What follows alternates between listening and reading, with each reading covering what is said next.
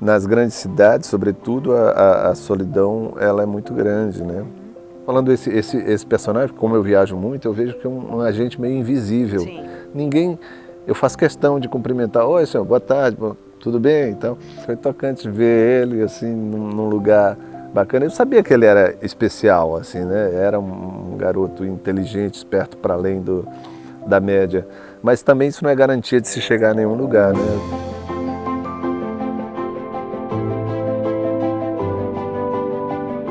No ar, Histórias que Ensinam, esse programa em que eu sempre trago um convidado incrível que conta um episódio da vida dele e diz o que aprendeu com essa história. Ao meu lado, alguém que dispensa qualquer apresentação. Zé Cabaleiro, um prazer receber você aqui no canal. Que história que você trouxe pra gente? Prazer meu participar desse programa ao seu lado. Olha, quando você me mandou, me fez o convite e me mandou mais ou menos a ideia do programa, eu fiquei pensando que geralmente quando a gente fala sobre histórias que ensinam, sobre lições de vida e tal, a gente pensa em histórias tristes, né? E tive pensando assim, quero contar uma história positiva, assim, uma história que tenha com um certo final feliz, assim. Bacana. E me lembrei de uma história muito curiosa. Antes de me tornar músico profissional, fazer carreira, gravar discos e tal, eu tive algumas atividades, sempre relacionado com música, fiz muito teatro infantil lá em São Luís do Maranhão nos anos 80, fiz coisas diversas. E entre as minhas aventuras profissionais, eu tive uma loja de doces em parceria com uma amiga, uma loja de doces caseiros, que foi quando o apelido Baleiro, que eu já... É isso que eu ia te perguntar, então vem daí. Não, vem de antes da faculdade de agronomia, que eu acabei por largar. Mas quando ele se consolidou mesmo foi quando eu dei essa colher de chá, né? Tá, mas só uma palhinha, na faculdade é porque você gostava de muita bala? Bala, chiclete, tá. Começaram a me chamar, mas eu não gostava, eu refutava o apelido. Mas quando eu abri a loja, logo depois, aí pá! Aí eu não tive mais como reagir. Né? E aí, mais ou menos nessa altura, certa vez entrou um garoto lá. Um garoto que vendia cocadas na rua. Um personagem muito, muito comum no Nordeste do Brasil, né? Vendedores de rua e tal.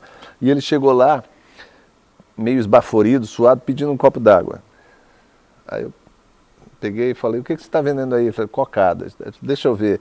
E eram umas cocadas apetitosas, assim. Eu comprei logo mais 5, comi uma, levei para casa e tal.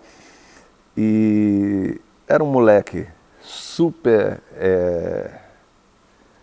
gentil, assim, super educado e cativante, assim, a gente já se encantou com ele e tal. Então ele passou a ir lá todo dia, Álvaro o nome dele, com as cocadas, já ia, sabia que tinha uns compradores ali certos, né? Fiéis e tal. E teve um dia que encontrei ele na hora do almoço, perguntei se ele tinha almoçado, ele falou que não, levei ele para casa dos meus pais, onde eu morava, e ele almoçou lá. Aí de repente ele já foi adotado também pela família. Às vezes eu estava lá e à tarde ele aparecia lá e ficava, porque tem essa coisa, cidade de praia é tudo muito mais livre, assim, né? Ninguém liga antes para te visitar, né? Vai e se tiver um café já toma, um bolo já come, né? Essa coisa. É outro tipo de interação. É outro tipo, E aí ele ia, meus pais também adoraram ele. E a gente, às vezes comprava todo o arsenal de cocadas, porque tinha uma história que se ele chegasse em casa sem vender tudo, o padrasto ralhava, ficava bravo, tinha toda uma história assim, né? E a gente falava coisas, né? Dava conselhos, assim, Álvaro, você tem que estudar e tal, porque era um garoto muito vivo, muito sagaz, muito inteligente. Ele tinha mais ou menos quantos anos? Uns 10, talvez, no máximo, assim. Mas ele era baixinho, pequenininho, atarracado.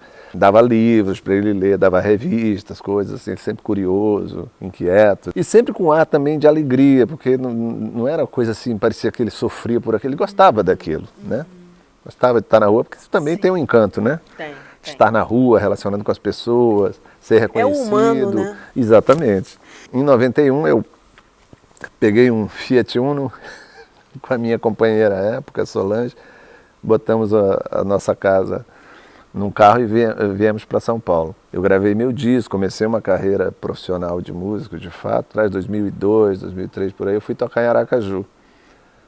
Depois do show, eu recebi as pessoas para autografar discos, fazer fotos e tal. E veio um rapaz, uns 30 e poucos anos, falou assim, você não está lembrando de mim, né? Falei, cara, o seu rosto é muito familiar, mas não está vindo. Era o Álvaro. Ele tinha uma covinha assim, né, no rosto e tal, mas se passou muito tempo, né? Mais de 20 anos. E, pô, aí abracei ele e tal, foi uma choradeira. Imagino, nossa. Aí ele me deu um abraço e falou assim, sou muito grato a você e ao pessoal todo lá, porque graças a vocês e algumas outras pessoas, né, que me incentivaram naquela época, a não parar de estudar e tal, eu consegui me formar pelo IFMA, em engenharia de produção, alguma coisa assim. E estava trabalhando na Portobras, em Aracaju, num bom emprego, estava casado, com filhos, estava com uma vida mais ou menos estabilizada. E ele me agradeceu, a gente se abraçou, foi uma choradeira sem fim. Foi muito bacana, porque assim, de certa maneira ele tinha sido ali muito presente naquele momento da vida. Sim. Depois eu parti para viver a minha própria vida, fazer os meus projetos, e ele foi para um lugar remoto da memória, né? Ficou como uma coisa perdida no passado. Mas aquele tempo de acolhimento foi importante para ele se fortalecer, né? Para ele se inspirar, para ele se transformar na pessoa que ele se transformou. Sim. E ele te disse que você fez parte dessa história. Foi. E às vezes é uma coisa pequena, assim, no meio de tanta coisa que acontece na vida da pessoa, né? Às vezes é ter abrigado ele ali na casa e ter conversado com ele, tentado saber da vida dele, ter dado essa atenção.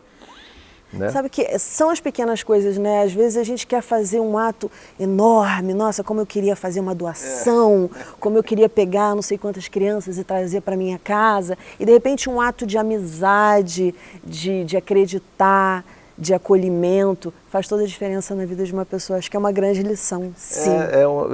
Ficou esse ensinamento aí de que é pouco, às vezes, o que a gente tem que fazer. É pouco pra gente, mas é muito na vida do outro, né? Acho que isso aí que você falou, de fazer muito, é uma coisa própria. O ser humano, ele é um pouco megalômano, né? Exato.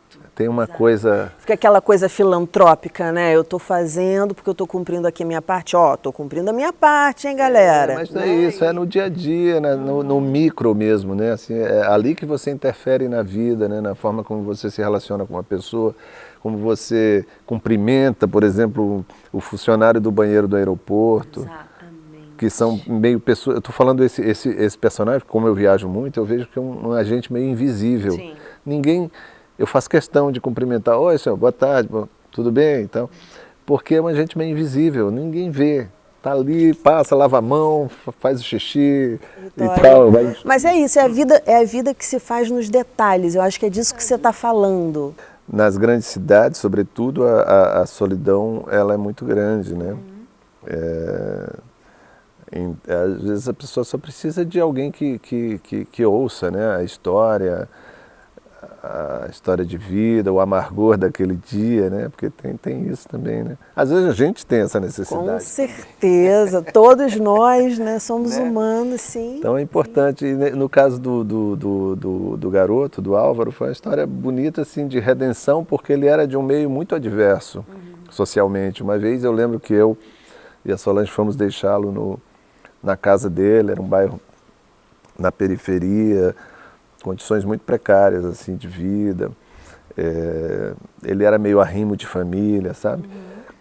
Tinha mais irmãos e tal. Então, uma vida muito difícil. E a gente sabe que o Brasil, apesar de ser um país com essa diversidade social, não é um país, assim, em que essa coisa da mobilidade social, né? De uma pessoa mudar de uma classe social, de sair de uma... Não é uma coisa muito fácil de se fazer, né? Há países, talvez, sei lá, Europa, Estados Unidos, em que essa coisa da trajetória que leva ao mérito é uma coisa mais previsível, assim, né? A pessoa estuda, pá, e tal, se esforça. Ou talvez eu esteja sendo um pouco utópico, mas assim, eu acho que no Brasil é muito difícil. Porque quando a gente fala em meritocracia, a gente fala em oportunidade para todo mundo. Isso, que aqui não tem é isso? menos, né? Naturalmente. E eu acho que foi isso que te surpreendeu, a ascensão dele, que você não esperava. Talvez você esperasse voltar para a cidade e vê-lo de repente com uma banca ou no máximo uma portinha vendendo doces. Foi tocante ver ele assim num lugar bacana. Eu sabia que ele era especial, assim, né? Era um garoto inteligente, esperto para além da média. Mas também isso não é garantia de se chegar a nenhum lugar, né? Às vezes é preciso uma conjunção de fatores e de padrinhos e de gente que... E isso para todo mundo na vida, né? Na minha trajetória também profissional, ter achado pessoas também importantes, determinantes, né, em certo momento da trajetória. Né? E ter se articulado nisso. Também. Zeca, muito obrigada pela entrevista, adorei conversar com você. Não tem nada mais gostoso do que a gente admirar um artista, conversar com ele e ver que ele é bacana pra caramba. Ando tão à flor da pele que qualquer beijo de novela me faz chorar. Ando tão à flor da pele que teu olhar, flor na janela, me faz morrer. Gente, Histórias que Ensinam fica por aqui. Se você gostou, curta, comente, compartilhe e até a próxima. Beijo!